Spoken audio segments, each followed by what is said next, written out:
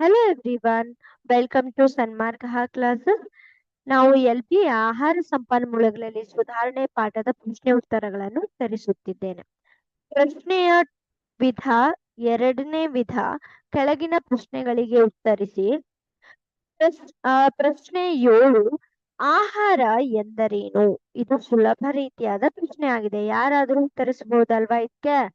ನೋಡಿ, ಆಹಾರ ಎಂದರೇನು? ನಾವು ದಿನ ಆಹಾರವನ್ನ ಸೇವಿಸ್ತಿದೀವಿ ಅಲ್ವಾ? ಏನು ಇದು ಆಹಾರ ಅಂದ್ರೆ? ಈ ಆಹಾರದಲ್ಲಿ ಬೇರೆ ಬೇರೆ ಆದ ವಿಘಟಕಗಳಿವೆ, ಘಟಕಗಳಿವೆ. ಆಯ್ತಾ? ವಿಘಟಕಗಳೆಲ್ಲ ಘಟಕಗಳಿವೆ. ಯಾವ್ದದು ಘಟಕಗಳು ಆಯ್ತು ನೋಡುವುದಾದ್ರೆ, ನೋಡಿ, ನಮ್ಮ ದೇಹದ ಅಭಿವೃದ್ಧಿ ಮತ್ತು ಬೆಳವಣಿಗೆ ಮತ್ತು ಆರೋಗ್ಯಕ್ಕೆ ಅವಶ್ಯಕವಾದ ಘಟಕಗಳಿವೆ. ಅದ್ಯಾವುದು? ಪ್ರೋಟೀನ್ ಆಗಿರ್ಬೋದು, ಕಾರ್ಬೋಹೈಡ್ರೇಟ್ಗಳಾಗಿರ್ಬೋದು, ಕೊಬ್ಬಾಗಿರ್ಬೋದು, ವಿಟಮಿನ್ಗಳಾಗಿರ್ಬೋದು ಮತ್ತು ಖನಿಜ ಲವಣಾಂಶಗಳಾಗಿರಬಹುದು. ಇವೆಲ್ಲವುಗಳು ಏನು ಆಹಾರದಲ್ಲಿ ಇರುತ್ತದೆ. ಎಲ್ಲಾ ಆಹಾರದ ಘಟಕಗಳನ್ನು ಸೇರಿಸಿ ನಾವು ಆಹಾರ ಎಂದು ಕರೆಯಲ್ಪಡುತ್ತೇವೆ. ಆಯ್ತಾ?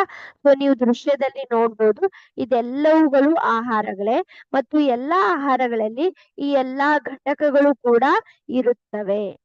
ಆಯ್ತಾ? Thank you.